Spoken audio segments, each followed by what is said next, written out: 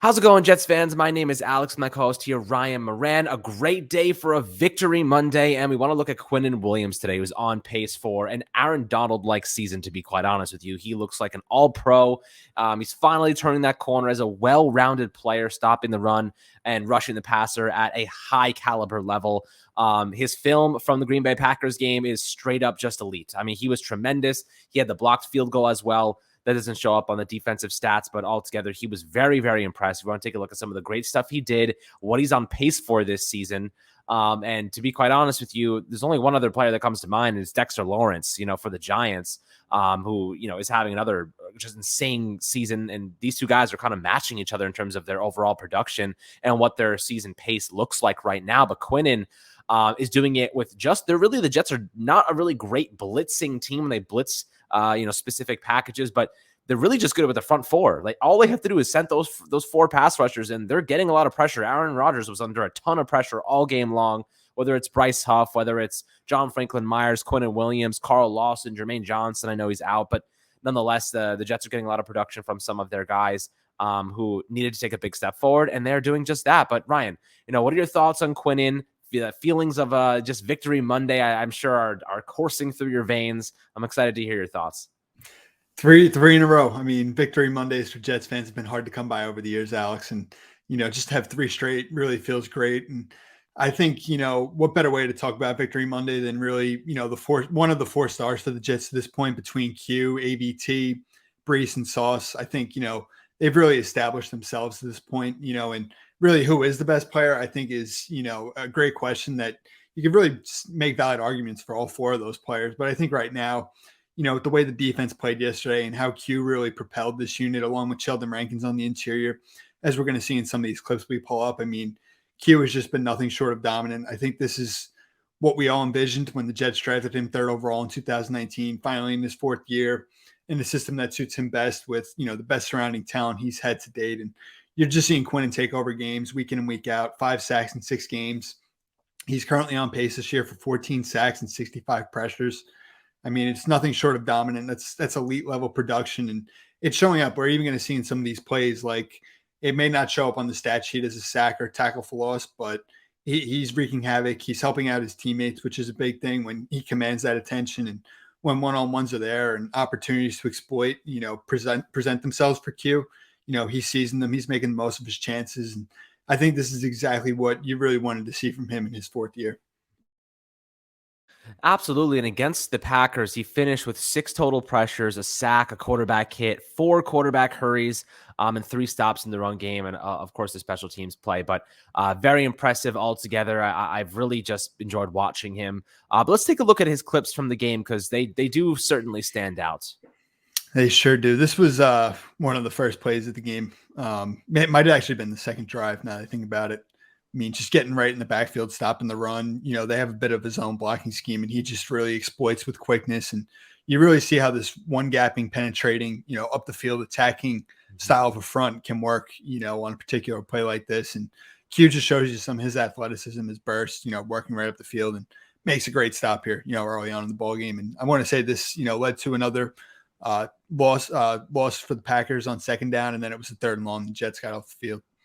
Yeah, I mean, like I said before, he's become a well-rounded run stopper too. That speed, that size, when he gets his paws on you, you're not getting away from his clutches.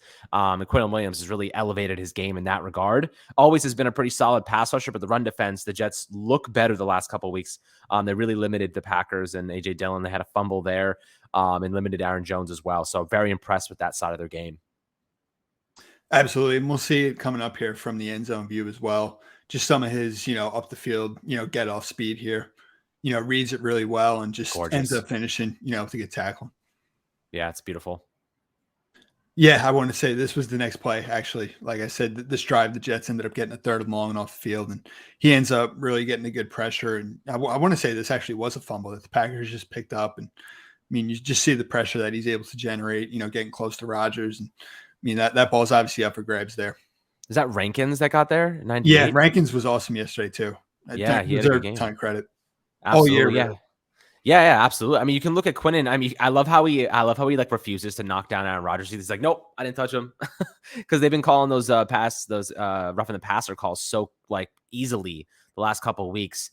Just high IQ, man. High IQ play. Make sure you're not getting called for that. Aaron Rodgers definitely gets those type of calls as one of the better quarterbacks in the league. They always try to protect those guys, and he does a good job just backing off. And I didn't really realize the ball's laying on the ground right behind him, but nonetheless, the Jets, that's a big play there, and I'm sure they managed to get them on a 3rd and long and then to punt it right after that. They sure did. And we'll see again from the end zone view here, just the hand placement, some of the power. I mean, he gets, I want to say this is Runyon to completely just spin around. Whoa. Pretty ridiculous. Yeah. Oh my God. I didn't even realize how much he spun him around there. Yep. So powerful. I mean, yeah, when you have an offensive line with his back facing you, that's a good sign. Very. This is the block field goal early on in the ball game. Him and Michael Clemens, who obviously blocked the punt, had his hand right there too, as you see. It was definitely a day in which the Jets special teams, seized opportunities, and, not just on defense, we're seeing Q, make splash impact plays, for this team. Yeah, that's a big one right there. I mean, he got a lot of good push. He's basically free right there. No one's even blocking him. Just see how high he gets right there too. 72. Damn. Nicely done. Huge play. Want to say this helps set up Sheldon Rankins' sack. You see some of the pushback he gets over the right guard. I want to say Royce Newman. I want to say the Jets maybe worked a stunt there at the bottom between Carl and Rank. Yep. Man, Rankins falls on top of you. With all of those guys, Yeah, if Rankins is falling on top of you, that does not feel good. He's a big boy. They obviously struggle to pick up that little stunt there between Carl and Rank at the bottom of the screen. Bakhtiari and Runyon. Generally, like when you see an offensive line lose their shape like this, it's a good sign that the defensive line's playing well. Like you can see right here. I mean, obviously they're going to start off flat for the most part right here, but watch how quickly they just collapse. Like they're like almost. They're all over. Look, they're all bunched up by the time that Rodgers gets the ball and like actually starts scanning the field. And that's a pretty good indication. Those stunts are working. Those look how many of those those interior linemen have their backs turned, right? Like they have 2 guys there with their backs turned to upfield, which is indication they got beat really badly. So that's a very good sign for the Jets defense. Absolutely. I think we'll see this one again from the end zone view. And you see Quinnen's pressure just a little bit more working over Newman at the right guard. Like I said, when he's getting these one-on-one opportunities and the Jets operate stunts, you're seeing here on the right side of your screen some of the power. I mean, he just pushes them back a ton. Gorgeous. This was, I want to say, a sack, yeah. And we'll see it from the other view once again. The Jets just continued to dial up confusion along their front, and Quinnen was able to break loose on this one, as we'll see here. Yeah. Tons of confusion, and he's able to just split the 2. For a big guy, he gets through those little gaps. I mean, that's a little gap right there. Yep. Gets through there. So powerful. Good finish. Absolutely. Rodgers is probably pissed. I want to say he and Quincy actually both helped make the stop here. Nice. It was great having Quincy back yesterday. I mean, he was 14 tackles. Obviously, he had a couple of big hits. Certainly an impact. This play here. If I do a double team, pushes him down. Pushes, I think that's Josh Just do 3 guys right there, man. You see 3 guys. And now all 3 of the interior guys we've seen him beat. I mean, it's just incredible. Yeah. That was obviously Quan making a good play there in coverage as well on 4th down in the 4th quarter. Nice play there. Yep. AJ Dillon too. Yep. Yeah, he helped JFM on this sack. Wow. The Jets front 4, man, they get very creative with those stunts. They do. Which is pretty nice. And we're seeing again there, Bryce Huff, number 47. I mean, he just continues to come in on 3rd downs and really add some juice to this pass rush that's needed. And I mean, like we said, they didn't even have Jermaine Johnson yesterday, which is really exciting. Vinny Curry made a couple of plays in his first game finally as a Jet in 2 years. And you're seeing all these guys rank Carl, JFM, but the headliner is Q. And he's really been arguably the Jets' best player to this point in the season. If he continues on this pace, I mean, look, the Jets are going to have to give him an awfully big contract this offseason that he's earning to this point. Yeah, I mean, I was talking to some of my friends yesterday who are Jets fans, and essentially they were like, we'll be willing to pay him $20 million a year. I know, like, you look at some of the bigger deals, like even Leonard Williams got paid a lot from the Giants. You're probably looking at a deal like 4 years, 3 years with a $20 million per year hit. And this is the time to do it when your quarterback is still in the rookie deal. Zach Wilson's in his 2nd contract. If you sign him to a 3-year, I don't know, 60 million deal, something like that. It expires when Zach Wilson's rookie deal expires. So that kind of works out pretty nicely in terms of if you need the money for Zach, it'll be there. Because you still have that 5th year option. So he has 3 years left. So I think that's probably your best case scenario if you're the Jets. And I think 4 years is a little bit too much, but I think 3 years is a nice size with maybe an out after the second season, but a lot of guaranteed money to push it over the hump. I think that's probably the way you go. Quinnen Williams has relatively been healthy his career. So I think that's a pretty easy decision to make. And he's obviously on pace for what looks to be an all-pro level season. So if he does complete that, if the pace lives up to it, if he reaches those expectations and those projections, I don't see how the Jets can possibly say no, right? I don't see how they can possibly let him go in free agency.